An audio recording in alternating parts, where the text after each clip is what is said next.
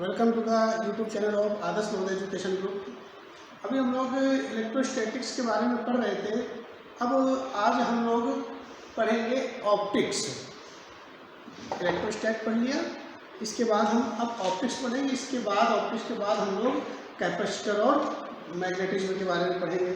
तो ऑप्टिक्स में पहले आता है रे ऑप्टिक्स, यानी प्रकाशिकी में पहले हम लोग किरण प्रकाशिकी पढ़ेंगे, इसके बाद तरंग प्रकाशिकी पढ़ेंगे। तो किरण प्रकाशिकी में सबसे पहले हमको प्रकाश के बारे में पढ़ना है कि प्रकाश क्या है, प्रकाश की प्रॉपर्टीज क्या है। तो प्रकाश क्या है, यानी हर एक चीज जो हमारी हेल्प करे किसी भी काम में, उसे हम ऊर्जा कहते हैं। जैसे ध्वनि है, हमको सुनने में सहायता प्रदान करती है, तो ध्वनि एक प्रकार की ऊर्जा है। इसी प्रकार प्रकाश एक ऐसी चीज है जो हमें देखने में सहायता प्रदान करती है, इसलिए प्रकाश भी एक प्रकार की ऊर्जा है। दूसरा, हम इसको फील करते हैं, जब महसूस करते हैं। तो आप सर्दियों में धूप में खड़े होते हैं तो आपको थोड़ी सी गर्मी महसूस होती है, तो उससे हमें ऊष्मा के रूप में ऊर्जा मिलती है। प्रकाश ऊर्जा मिलती है, साथ में ऊष्मा के रूप में ऊर्जा प्राप्त होती है हमको। तो इसका मतलब जो प्रकाश है वह एक प्रकार की ऊर्जा है जिसे आंख बंद करके नहीं देखा जा सकता, महसूस नहीं किया जा सकता है। इसकी उपस्थिति का पता हमको अपनी आँखों द्वारा होता है। अतः प्रकाश एक ऐसी ऊर्जा है जिसका संसूचन हम अपने नेत्रों द्वारा करते हैं। नेत्र इसका संसूचन करते हैं। ये हमारी जो नेत्र में प्रवेश करता है तो उसकी जो तंत्रिकाएं हैं उसमें संवेदना उत्पन्न करता है। इससे हमें प्रकाश की उपस्थिति का पता चलता है कि भाई प्रकाश यहाँ पर उपस्थित है। नेत्रहीन व्यक्ति को प्रकाश की उपस्थिति का पता नहीं चलता है। तो ये कुछ प्रॉपर्टीज मैं आपको अभी बता रहा हूँ कि प्रकाश एक प्रकार की ऊर्जा है। दूसरा पॉइंट, इसे हम अपने नेत्रों द्वारा संसूचित कर सकते हैं। तीसरा पॉइंट, प्रकाश स्वयं दिखाई नहीं देता। जैसे मैं देखता हूँ कि क्या है, ये मोबाइल है, ये बोर्ड है, ये प्रकाश हमको दिखाई नहीं दे रहा है, यानी प्रकाश स्वयं तो अदृश्य होता है परंतु वस्तुओं को देखने में सहायता प्रदान करता है। इसी प्रकार चौथे पॉइंट में हम देखेंगे कि प्रकाश कैसे गति करता है। तो नॉर्मली, समझ में आ रही बात, साधारणतया प्रकाश सरल रेखा में गति करता है। अगले चैप्टर में और टॉपिक्स में हम जब पढ़ेंगे तो प्रकाश की तरंग के रूप में गति पढ़ेंगे तो वह तीक्ष्ण किनारों से मुड़ जाएगा। लेकिन अभी हमें ये समझना है कि प्रकाश एक सरल रेखा में गति, साधारणतया या प्रायः प्रकाश सरल रेखा में गमन करता है।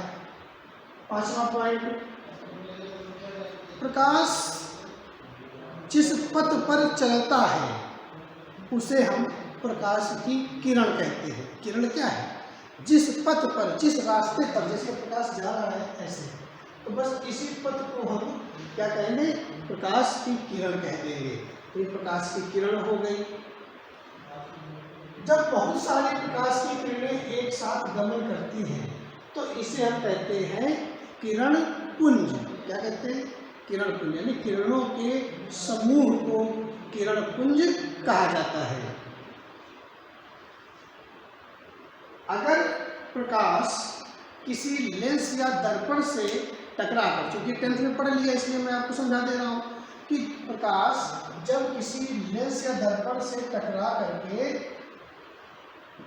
सिमटने लगता है, समझ में आ रही कि नहीं आ रही बात, सिमटने लगता है, तो इस प्रकार के जो प्रकाश पुंज को हम कहते हैं उसे कहते हैं अभिसारी प्रकाश पुंज, कन्वर्जिंग। समझ में आ रही कि नहीं आ रही बात। और अगर यहाँ पर अवतल लेंस होता तो प्रकाश की किरणें फैलने लग जाती, तो इसे हम कहते हैं अपसारी प्रकाश किरण पुंज, डाइवर्जिंग हो रहा है।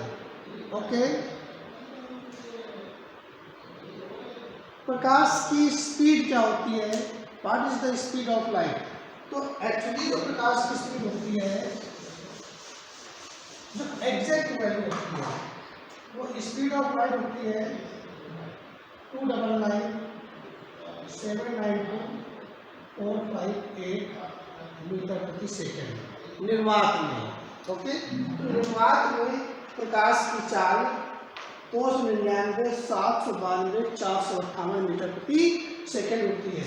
या यूँ कह दो कि 2.99792458 इंटू 10 की घात 1 2 3 4 5 6 7 8 मीटर प्रति सेकेंड। ये होता है प्रकाश की स्पीड आपको दे रखी है, जिसे हम लोग लगभग 3 इंटू 10 की घात 8 मीटर प्रति सेकेंड लिखते हैं। नेक्स्ट अगला जो होता है तो प्रकाश है, यह परावर्तन, अपवर्तन, विवर्तन, ध्रुवण आदि गुणों को प्रदर्शित करता है। समझिएगा ध्यान से, प्रकाश अपवर्तन, परावर्तन, विवर्तन, ध्रुवण आदि गुणों को प्रदर्शित करता है। इन सबको हम चैप्टर वाइज चैप्टर, परावर्तन पूरा पढ़ेंगे, अपवर्तन पूरा पढ़ेंगे, विवर्तन पूरा पढ़ेंगे, ध्रुवण पूरा पढ़ेंगे, प्रकाश वैद्युत प्रभाव पूरा पढ़ेंगे। तो इनको हम एक एक प्रकाश की जो घटना है उसके बारे में पूरा का पूरा विस्तार पूर्वक अध्ययन करेंगे आने वाले वीडियोस में। तो प्रकाश परावर्तन, अपवर्तन, विवर्तन, ध्रुवण आदि गुणों को प्रदर्शित करता है। अगला गुण क्या है? प्रकाश कुछ स्थानों पर, कुछ घटनाओं पर, प्राकृतिक या प्रायोगिक घटनाओं पर यह एक किरण की भांति, रेखी की भांति व्यवहार करता है। कुछ घटनाओं पर या परिघटनाओं पर यह एक सूक्ष्म अदृश्य ऊर्जा के कण के रूप में व्यवहार करता है, कण के रूप में व्यवहार करता है। प्योर कण नहीं कहेंगे क्योंकि न्यूटन ने नियम दिया था जो कि सिद्धांत गलत था, अगले चैप्टर में सीखेंगे। तो कुछ घटनाओं या परिघटनाओं पर प्रकाश ऊर्जा के सूक्ष्म अदृश्य कणों के रूप में व्यवहार करता है। तो कुछ जगहों पर, कुछ प्राकृतिक या प्रायोगिक गतिविधियों में प्रकाश तरंग की तरह व्यवहार करता है। इसका मतलब है कि प्रकाश का दोहरा व्यवहार होता है, डुअल नेचर। प्रकाश की प्रकाश विद्युत प्रभाव में यह ऊर्जा के फोटोन जैसा, कण जैसा व्यवहार करता है, जबकि ध्रुवण में, विवर्तन आदि में, परावर्तन, अपवर्तन आदि में प्रकाश तरंगों की तरह व्यवहार करता है। इसका मतलब कि प्रकाश दोहरा व्यवहार करता है।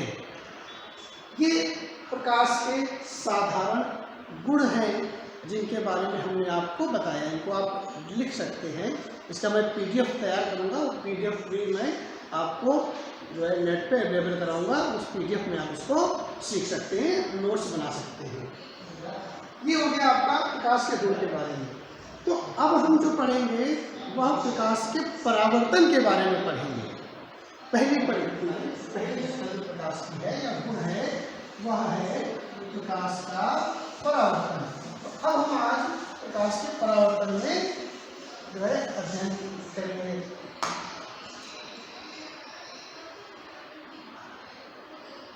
प्रकाश का परावर्तन। प्रकृति में कोई भी वस्तु दिखाई देती है तो वह प्रकाश की परावर्तन की घटना के कारण ही दिखाई देती है। जैसे मान लीजिए ये कोई वस्तु है और यहाँ पर आपका नेत्र है, ये नेत्र है आपका, और इस वस्तु को आपको देखना है। तो किसी भी प्रकाश स्रोत यानी जिससे प्रकाश निकल रहा हो, प्रकाश स्रोत से प्रकाश किरण का उस वस्तु पर पड़ना आवश्यक है और उसके बाद टकरा करके नेत्र तक पहुंचना आवश्यक है। इसमें हम प्रकाश की दिशा को दर्शाएंगे जिससे हमें वस्तुओं के प्रतिबिंबों की सही स्थिति का पता पूरी एक्यूरेसी के साथ चलेगा। तो किसी प्रकाश स्रोत से जब कोई प्रकाश किरण किसी वस्तु से टकराती है और टकरा करके हमारे नेत्रों में पहुंचती है, सीधे प्रकाश हमारे नेत्र पर आएगा तो हमको वह प्रकाश स्रोत दिखाई देगा। किसी वस्तु से टकरा करके आएगा तो हमें वह वस्तु दिखाई देगी। अब जैसे इस मार्कर पर प्रकाश तो पड़ रहा, लेकिन इससे चलने वाली प्रकाश किरणें मेरे नेत्रों पर नहीं पहुंच रही, इसलिए ये मार्कर हमको दिखाई नहीं दे रहा, पर इससे प्रकाश का परावर्तन हो रहा है, ये आपको दिखाई दे रहा है। तो ये इससे चलने वाली प्रकाश किरणें टकराकर आपके नेत्रों पर पहुंच रही हैं, इसलिए आपको दिखाई दे रहा है। इसका मतलब जिस वस्तु को देखना है उस वस्तु पर प्रकाश पड़ना चाहिए, ना कि सीधे नेत्र पर। सीधे नेत्र पर अगर आप टॉर्च जलाते हैं तो वस्तु दिखाई नहीं देगी, वो टॉर्च आपको दिखाई देगी। तो किसी भी वस्तु का दिखाई देना प्रकाश की परावर्तन के घटना के कारण ही संभव हो पाता है। अब वो कितनी साफ दिखाई देगी, कितनी चमकदार दिखाई देगी, यह इस बात पर निर्भर करता है कि उससे परावर्तित होने वाले प्रकाश में परावर्तित प्रकाश की मात्रा कितनी है। इस पर 1 करोड़ प्रकाश किरणें आती है और पूरी 1 करोड़ हमारे नेत्र पर आएगी तो यह हमें पूर्ण चमक के साथ, पूर्ण तीव्रता के साथ दिखाई देगी। इसी पर 2 करोड़ किरणें आएंगी और 2 करोड़ हमारे नेत्रों पे अगर जाती है और चमकदार स्पष्ट दिखाई देगी।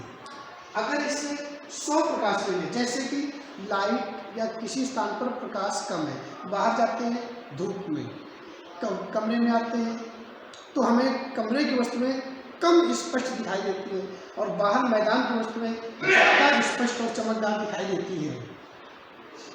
इसका मतलब क्या है कि वहाँ पर प्रकाश की मात्रा ज़्यादा उपस्थित है, प्रकाश की किरणें बहुत पास पास आ रही हैं, सघनता ज़्यादा है, प्रकाश किरणों का घनत्व ज़्यादा है, तो हमारे नेत्रों में वो प्रकाश किरणें अधिक से अधिक मात्रा में आपतित होती हैं, इसलिए हमको वो ज़्यादा चमकदार दिखाई देती है। जब प्रकाश कम होगा उतनी ही कम चमकदार दिखाई देगी, कम स्पष्ट दिखाई देगी, और कम होगा और कम दिखाई देगी, अंधेरा हो जाएगा। जहाँ प्रकाश नहीं होगा वहाँ पर हमें वस्तु दिखाई ही नहीं देगी। तो ये आपका प्रकाश का परावर्तन के कारण क्या होता है और कितनी स्पष्ट वस्तु कब दिखाई देगी। कुछ वस्तुओं में यहाँ से 1 करोड़ प्रकाश किरणें आती हैं और उनमें से 70 लाख प्रकाश किरणें ही परावर्तित होती है। 30 करोड़ प्रकाश 30 लाख किरणों का ये अवशोषण कर लेता है तो भी वस्तु को कम चमकदार दिखाई देगी। तो यह इन बातों पर भी निर्भर करता है कि किसी वस्तु के परावर्तन की क्षमता कितनी है, भाई वो परावर्तन कितना कर पा रहा है। ऐसा तो नहीं कि आने वाली प्रकाश किरणों का मैक्सिमम भाग जो है वो अवशोषित ही कर लेता है, अवशोषित ज़्यादा कर लेगा तो भाई परावर्तित कम करेगा, क्योंकि आने वाली प्रकाश किरणों की मात्रा, आने वाली तीव्रता की मात्रा तो सीमित है। तो वस्तु के परावर्तन क्षमताएं भी भिन्न भिन्न हुआ करती हैं, जिसमें चांदी एक ऐसा मेटल है जिसके द्वारा प्रकाश का परावर्तन अधिकतम होता है। चांदी जो है वह सबसे अधिक प्रकाश का परावर्तन करती है और आदर्श कृष्णिका सबसे कम करती है, क्योंकि वह सभी वर्णों के प्रकाश का पूर्ण अवशोषण लगभग कर लेती है। तो ये था प्रकाश की परावर्तन से कैसे घटनाएं होती हैं, कैसे हमको वस्तुएं दिखाई देती हैं। अब हम इसकी प्रकाश के परावर्तन की प्योर डेफिनेशन के बारे में समझेंगे। तो देखिए,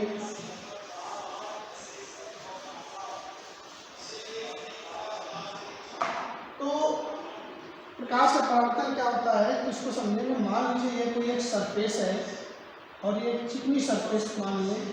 देखिए चिकनी ऊपर की तरफ है, नीचे मैंने एक पॉलिश जैसा कर दिया है, जिससे या यूँ मान लो कि अंदर वस्तु है और ये मार्कर है तो ये सरफेस ऊपर की ओर है, नीचे वाले को मैंने सरफेस टाइप पे दिखा दिया है।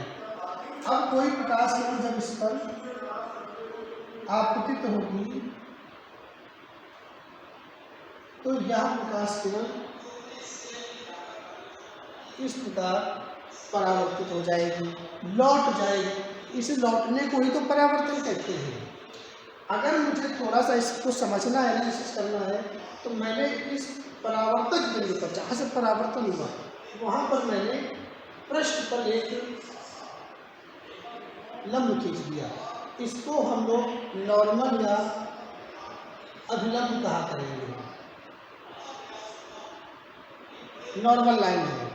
आने वाले प्रकाश किरण को इंसिडेंट आपतित किरण बोलेंगे। क्या बोलेंगे?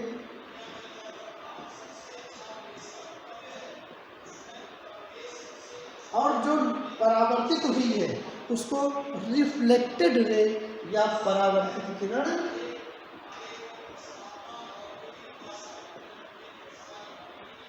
बोलेंगे। ये परावर्तित किरण हो गई। किस प्रकार परावर्तित होती है इसी का अध्ययन करना होता है। तो अभिलंब के साथ आने वाली किरण के कोण को हम आपतन कोण आई कहते हैं, इंसिडेंस एंगल आई। और जो परावर्तित किरण अभिलंब के साथ में कोण बनाती है उसको हम परावर्तन कोण आर या रिफ्लेक्टेड एंगल आर कहा जाता है। परावर्तन के नियमों में हम क्या सीखेंगे? तो इसकी परिभाषा में हमने क्या कहा जाएगा, जब कोई प्रकाश किरण किसी सतह पर या चिपकी सतह पर टकराती है तो वह पुनः उसी माध्यम में लौट जाती है। इस घटना को प्रकाश का परावर्तन कहते हैं। ये नॉर्मल आपकी डेफिनेशन हो गई। ये भाई परावर्तन हो गया। अब परावर्तन के दो नियम होते हैं।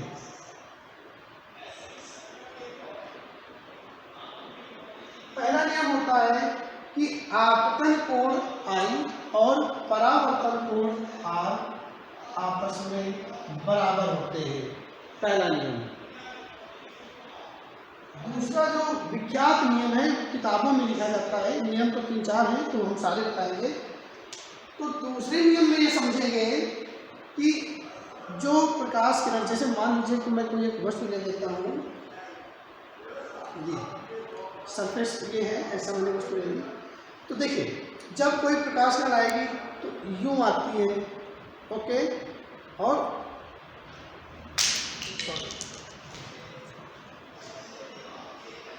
प्रकाश किरण यूं आती है और यूं लौट जाती है।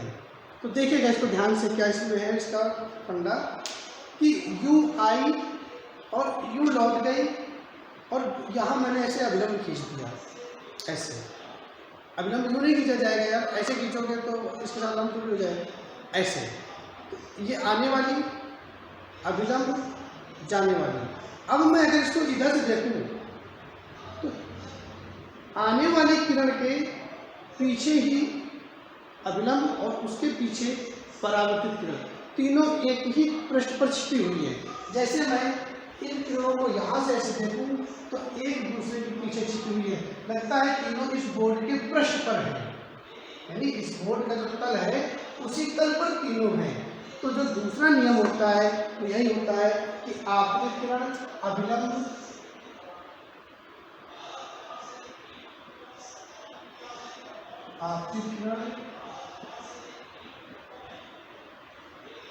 अभिलंब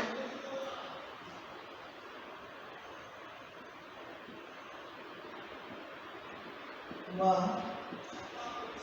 परावर्तित किरण तीनों एक ही तल पर होते हैं।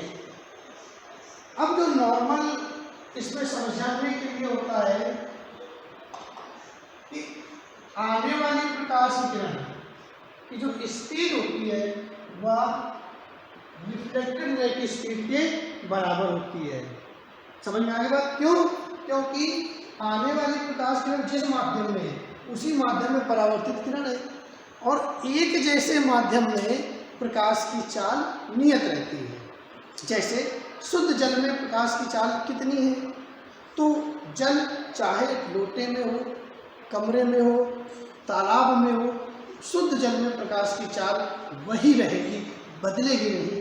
अतः जिस माध्यम से आई है उसी माध्यम में जा रही तो प्रकाश की चाल वही रहेगी। क्लियर है? अगर मैं इसको तरंग मानूं तो किसी भी तरंग की चाल v बराबर होता है उसकी फ्रिक्वेंसी इंटू उसकी तरंग दैर्घ्य, उसकी फ्रिक्वेंसी उसकी तरंग दैर्घ्य। तो आने वाले और परावर्तित प्रकाश की आवृत्तियां एवं तरंग दैर्घ्य अपरिवर्तित रहते हैं, यानी कि फ्रिक्वेंसी ऑफ आवृत्ति आने वाली की बराबर आवृत्ति परावर्तित की, तरंग दैर्घ्य आने वाली किरण की बराबर तरंग दैर्घ्य परावर्तित किरण की। तो परावर्तन की घटना में प्रकाश की जो आवृत्ति और तरंग दैर्घ्य वो भी अपरिवर्तित रहती है, अपवर्तन में चेंज हो जाएगी, आगे देखेंगे। तो यहाँ पर ये समान रहती है। आने वाले प्रकाश की तीव्रता और परावर्तित प्रकाश की तीव्रता में फर्क आ सकता है, वह इस बात पर निर्भर करता है कि सरफेस कैसा है, ये पृष्ठ कैसा है, इस बात पर निर्भर करेगा। अब हम लोग देखेंगे कि प्रकाश का जो परावर्तन है वो कितने प्रकार का होता है, ये आपके गुण हो गए इसके। अब प्रकाश के परावर्तन के जो आपके प्रकार हैं उनको हम सीखेंगे।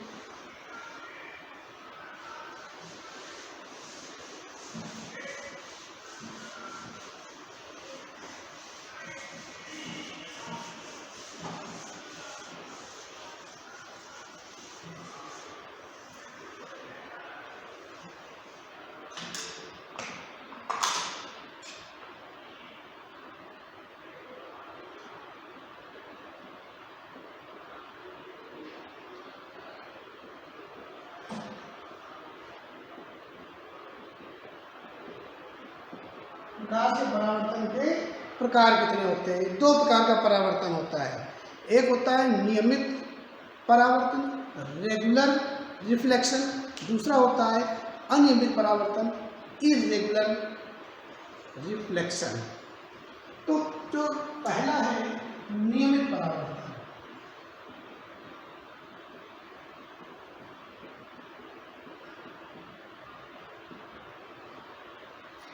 इसमें क्या होगा कि जो समांतर प्रकाश किरण पुंज आएगा, जैसे कि इस तरह से ये आपने सरफेस ले ली, इसमें जो समांतर प्रकाश किरण पुंज ऐसे आएगा,